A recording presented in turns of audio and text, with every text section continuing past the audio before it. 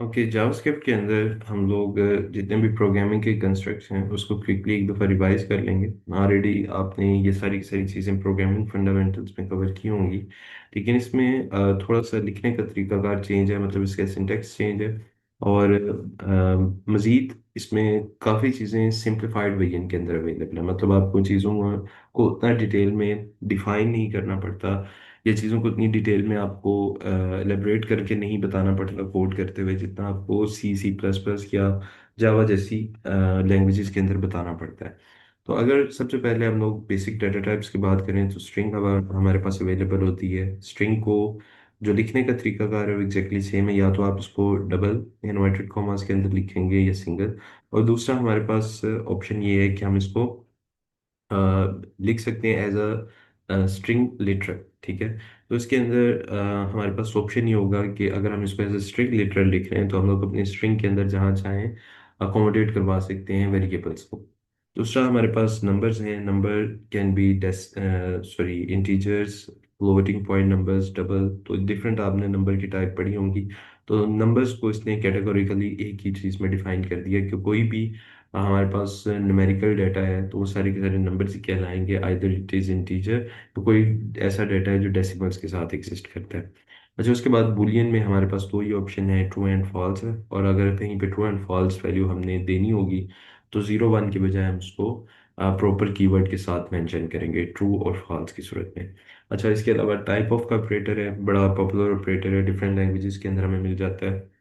तो अगर इस फंक्शन को हम लोग यूज़ करते हैं या ऑपरेटर को यूज़ करते हैं तो ये हमें जो डाटा, जो भी डाटा हम इसको पास करेंगे हम उसकी टाइप के बारे में बता देगा, क्या it is, either it is number, string और बूलियन, या अगर कोई ऑब्जेक्ट टाइप का डाटा है तो हमें ये उस ऑब्जेक्ट का नेम मेंशन करके दे देगा। अब वेरिएबल्स जावास्क्रिप्ट में बहुत सिंपल है एज कम्पेयर टू सी और C++। तो सी या C++ में आपको आइडिया होगा कि अगर हमने कोई वेरिएबल डिफाइन करना है तो वेरिएबल को डिफाइन करने से पहले हमें उसकी डाटा टाइप बतानी पड़ती है कि वो जो वेरिएबल है वो इंटीजर टाइप का है, स्ट्रिंग है, फ्लोट है, डबल है, जो भी उसकी डाटा टाइप होगी हमें वो मेंशन करनी पड़ती है। लेकिन जावास्क्रिप्ट के अंदर अगर आपने कहीं पे वेरिएबल डिफाइन करना है तो उसके लिए सिंपली आप एक कीवर्ड यूज कर लेते हैं var के नाम से, दैट स्टैंड्स फॉर वेरिएबल।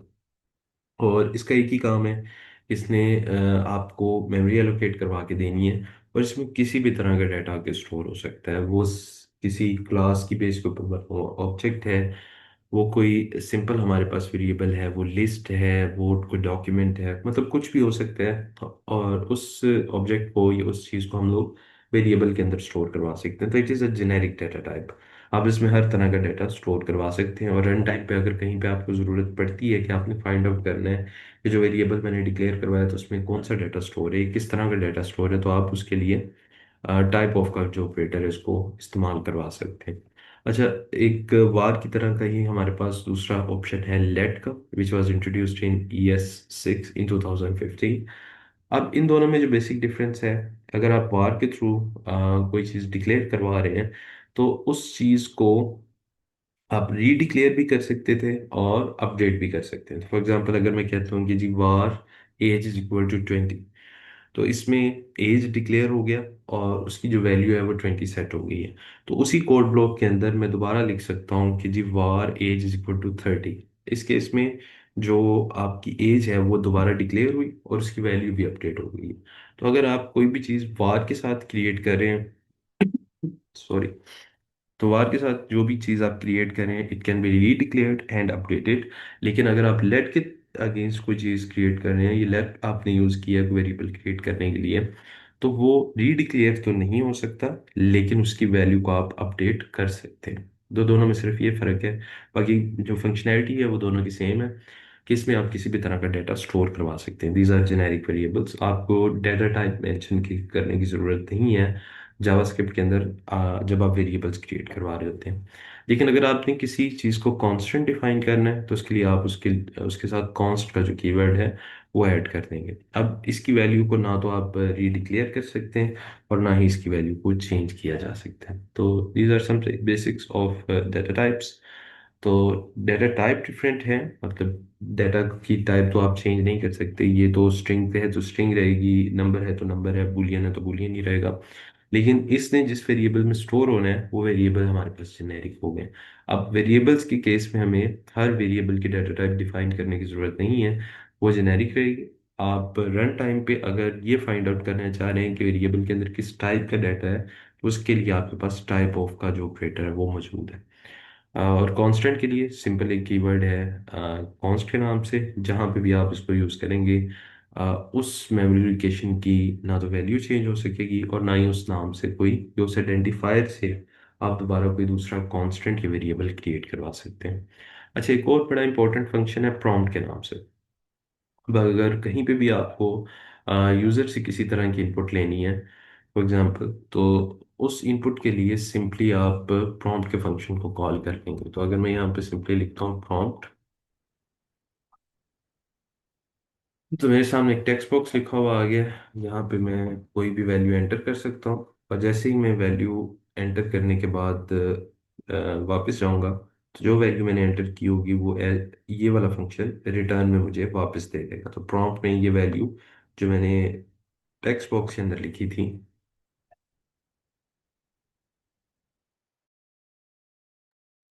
तो टेक्स्ट बॉक्स में लिखी हुई वैल्यू इस फंक्शन ने मुझे रिटर्न करवा दिया। आप इस रिटर्न आने वाली वैल्यू को किसी वेरिएबल के अंदर या कांस्टेंट के अंदर स्टोर भी करवा सकते हैं। अब अगर प्रॉम्प्ट मैसेज में मैंने मैसेज के साथ कोई स्ट्रिंग भी अगर पास करनी है, तो सिंपली आप स्ट्रिंग मेंशन करवा सकते हैं, एंटर योर नेम, जो भी आप मैसेज लिख देना चाहें। तो जो भी आपने स्ट्रिंग पास की होगी वो टेक्स्ट बॉक्स से पहले हमारे पास लिखी हुई आ जाएगी, ताकि इसको देखते हुए यूजर अपनी इनपुट है वो प्रोवाइड कर सके। अब क्योंकि मैंने इसको डायरेक्टली कैंसिल कर दिया था, तो यहाँ पे हमारे पास इस फंक्शन ने नल आउटपुट दी है। तो प्रॉम्प्ट का फंक्शन आप यूज कर सकते हैं अगर रन टाइम पे आपने कहीं पे भी यूजर से कोई इनपुट वगैरह लेनी है, तो वो आपको प्रॉम्प्ट मैसेज की मदद से मिल जाएगी। अच्छा, अब उसके बाद एक छोटी सी एक्टिविटी है जिसमें आपने यूजर से एक इनपुट लेनी है। इनपुट लेने के बाद आपने जो भी वैल्यू आई है वो अलर्ट मैसेज में शो करवानी है। तो अभी थोड़ी देर पहले हमने ये काम ऑलरेडी कर लिया है, तो फॉर एग्जांपल इसी को हम लोग दोबारा रिपीट कर लेते हैं कि मैंने लेट्स सपोज नेम के नाम से एक वेरिएबल क्रिएट करवा दिया। ठीक है, वार को मैं यूज़ कर रहा हूँ, आप इसकी जगह लेट भी यूज़ कर सकते हैं। फंक्शनैलिटी में डिफरेंस क्या है ये आपको पता होना चाहिए। तो अब मुझे जो भी रिस्पॉन्स मिलेगा उस रिस्पॉन्स को मैं सिंपली एक अलर्ट मैसेज में डिस्प्ले करवाना चाहता हूँ। तो मैंने सिर्फ दो लाइंस का कोड लिखा है। एक प्रॉम्प्ट मैसेज हमारे पास आएगा जिसमें नेम की इनपुट हमने देनी है। जो भी इनपुट हम लोग देंगे वो वेरिएबल में स्टोर हो जाएगी, और बाद में उसी वेरिएबल को या उसकी वैल्यू को हम लोग अलर्ट मैसेज में शो करवा देंगे। तो जैसे ही हम लोग एंटर प्रेस करते हैं, it's asking about my name, तो मैंने उसे एंटर किया। नेक्स्ट लाइन पे क्योंकि अलर्ट मैसेज था, तो उसने जो भी मैंने इनपुट प्रोवाइड की थी वो यहाँ पे एज इट इज़ आउटपुट के अंदर लिख दी है। तो आप इन एक्टिविटीज़ को परफॉर्म कर सकते हैं। एक और एक्टिविटी है विच इज़ क्वाइट सिंपल। इसमें आपने दो नंबर्स को स्वैप करना है। जावास्क्रिप्ट का कोड सिर्फ प्रैक्टिस के लिए उसने आपको दिया हुआ है, लेकिन कंडीशन सिर्फ उसकी ये है कि आप थर्ड वेरिएबल यूज़ नहीं कर सकते। तो ये ऑलरेडी आप फर्स्ट सेकंड सेमेस्टर में ये करके आ चुके हैं।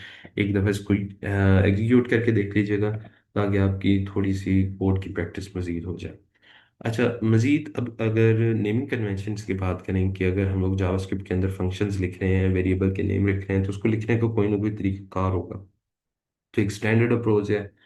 प्रीवियस सेशन में मैंने आपके साथ शेयर भी किया है एक डॉक्यूमेंट गूगल की तरफ से, जिसमें जावास्क्रिप्ट के अंदर जो कोड कोड है उसके डिज़ाइन पैटर्न्स के बारे में बताया हुआ है कि किस तरीके से जावास्क्रिप्ट के अंदर आप डिफरेंट कंस्ट्रक्ट्स को राइट डाउन करेंगे। तो अब अगर नेमिंग कन्वेंशन की बात करें, तो जितने भी हमारे पास वेरिएबल्स या फंक्शन के नेम्स होंगे जो हम लोग डिफाइन करने जा रहे हैं, सारे के सारे कैमल नोटेशंस में लिखे जाएंगे। तो कैमल केस में अब क्या होगा कि जो पहला आपका वर्ड है वो कंप्लीट जो है लोअर केस के अंदर लिखा जाएगा, और उसके बाद जितने भी वर्ड्स हमारे पास आएंगे वो सारे के सारे कैपिटलाइज होंगे। मतलब उसमें पहला वर्ड हमारे पास कैपिटल होगा, बाकी सारे के सारे वर्ड हमारे पास लोअर केसेस के अंदर लिखे जाएंगे।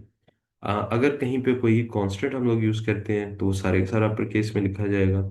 अगर कहीं पे कोई क्लास वगैरह डिफाइन होती है तो उसको पास्कल केस में लिखेंगे, मतलब उसका जो पहला लेटर है, सॉरी पहला जो वर्ड है, वो पहला वर्ड भी कैपिटलाइज होगा। ठीक है, तो वेरिएबल्स फंक्शन की सूरत में कैमल केस आता है। कॉन्स्टेंट्स की सूरत में अपर केस सारे का सारा लेटर लिखा जाता है, ये हमारे पास वर्ड लिखा जाएगा। और क्लासेस की सूरत में अ, हमारे पास जो आइडेंटिफायर आएगा वो पास्कल केस में लिखा जाएगा। तो ये नेमिंग कन्वेंशंस वगैरह हैं, इसको याद रखिएगा। अब क्योंकि ऑब्जेक्ट्स या अरेज भी क्योंकि वेरिएबल की तरह ही बन रहे हैं, तो इस वजह से इसको भी हम लोग कैमल नोटेशन में लिख रहे हैं। कहीं पे अगर हम लोग फाइल नेम्स वगैरह लिखते हैं अपने जावास्क्रिप्ट के कोड में, तो उसके लिए हम लोग कबाब केस या कैमल केस यूज़ करते हैं। अब इन दोनों में फ़र्क क्या है कि आप अपनी फाइल का नाम हाइफन सेपरेटेड वैल्यूज़ पे लिखेंगे।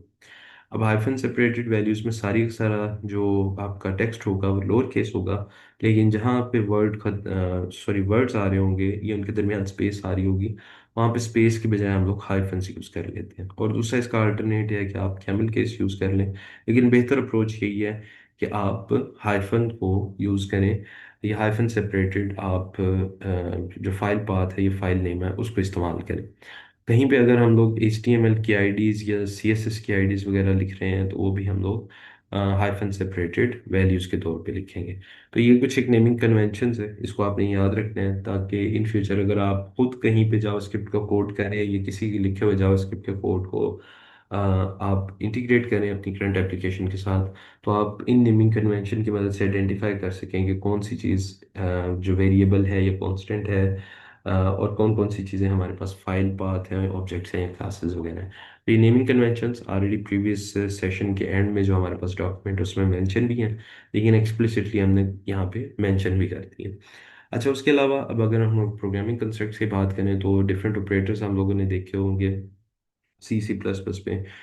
यहाँ पे भी एग्जैक्टली वही ऑपरेटर्स हैं। फॉर एग्जांपल प्लस ऑपरेटर है, अगर ये कहीं पे दो हमारे पास आता है स्ट्रिंग्स के दरमियान, तो उन स्ट्रिंग्स को ये कंकैटिनेट कर देगा। ठीक है। अदरवाइज अगर दो नंबर्स के दरमियान ये आएगा, तो उन दोनों नंबर्स को ऐड कर देगा। तो यहाँ पे जो प्लस का ऑपरेटर है वो यूज़ किया जा रहा है स्ट्रिंग्स को कंकैटिनेट करने के लिए। तो फर्स्ट नेम भी एक स्ट्रिंग है, लास्ट नेम भी स्ट्रिंग है, इन दोनों को ये कंकैटिनेट या आपस में जोड़ रहे हैं, तो हमारे पास जो आउटपुट आएगी वो जोन डो की सूरत में आएगी। इसकी जगह ये जो हमारे पास प्लस इक्वल टू का ऑपरेटर है, कंपोजिट हम लोग ऑपरेटर्स को कह सकते हैं। तो इसमें भी अब क्या है कि हेलो ऑलरेडी सेव था हमारे ग्रीटिंग्स के अंदर, लेकिन उसके अंदर हमने मजीद एक स्ट्रिंग को ऐड करवा दिया, तो ये भी कंकैटिनेशन का एक काम करें। टेम्पलेट क्रिएटर्स के अंदर आप बैकटिक्स को यूज़ कर रहे हैं, और यहाँ पे हम लोग जहाँ जहाँ पे वेरिएबल्स के नेम यूज़ करना चाह रहे होंगे, वहाँ पे डॉलर साइन की मदद से हम लोग वेरिएबल के नेम यूज़ कर सकते हैं। तो यहाँ पे एक स्ट्रिंग ही डिफाइन हो रही है, लेकिन जहाँ पे डॉलर का साइन आएगा उसके अंदर कोई ना कोई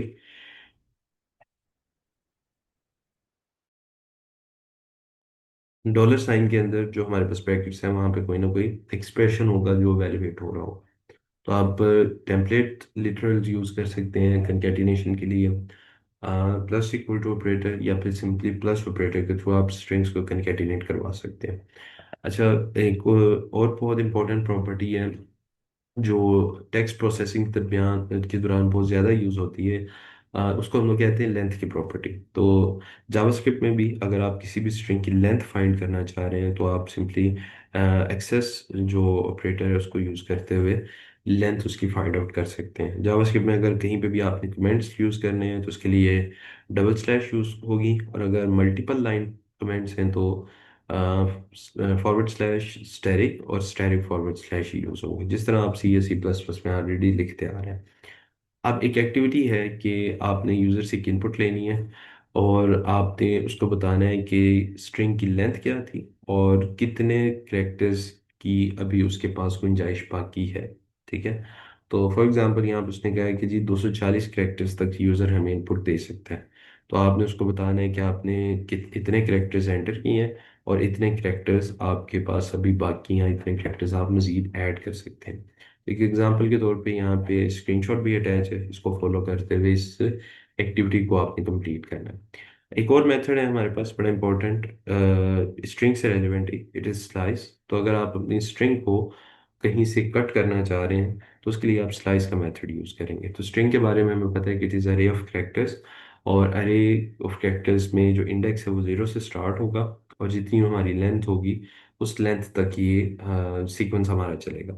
तो अब अगर आपने कहीं से स्ट्रिंग को स्लाइस करना है, उसको काटना है, तो आपको उसके दो पैरामीटर्स देने पड़ेंगे इस फंक्शन के साथ। एक उसका स्टार्ट इंडेक्स क्या होगा और दूसरा उसका एंड इंडेक्स क्या होगा।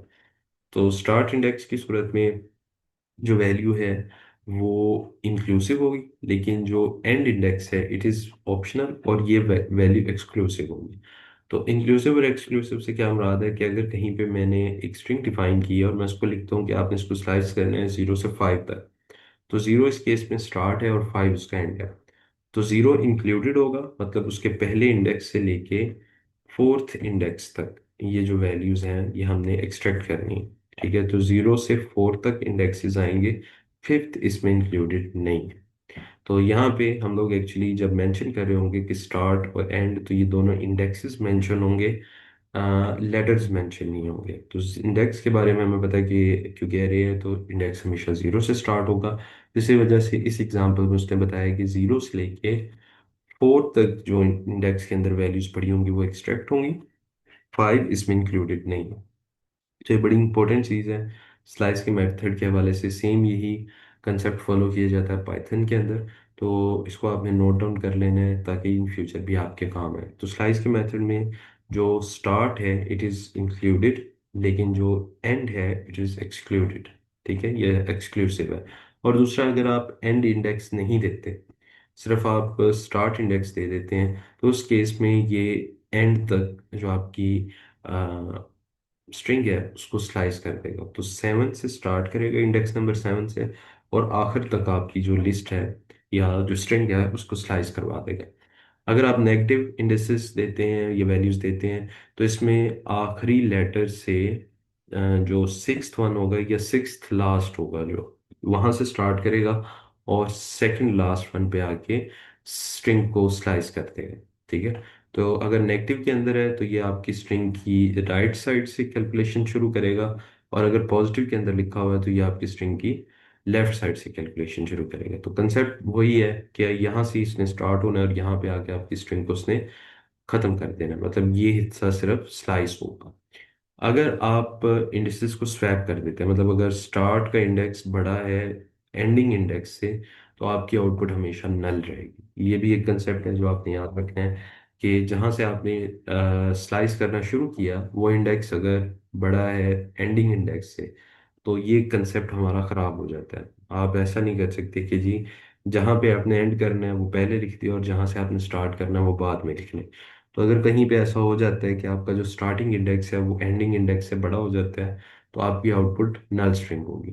ठीक है, तो ये स्लाइस का एक फंक्शन है। इस फंक्शन की बेस के ऊपर एक एक्टिविटी डिज़ाइन की हुई है। उस एक्टिविटी में आपने यूज़र से इनपुट लेनी है, और अगर यूज़र 100 से ज़्यादा कैरेक्टर्स की इनपुट दे रहा है तो आपने बाकी के जो रिमेनिंग कैरेक्टर्स हैं वो काट देने हैं, और जो फर्स्ट 100 कैरेक्टर्स हैं सिर्फ वो आउटपुट के ऊपर डिस्प्ले करवाने हैं।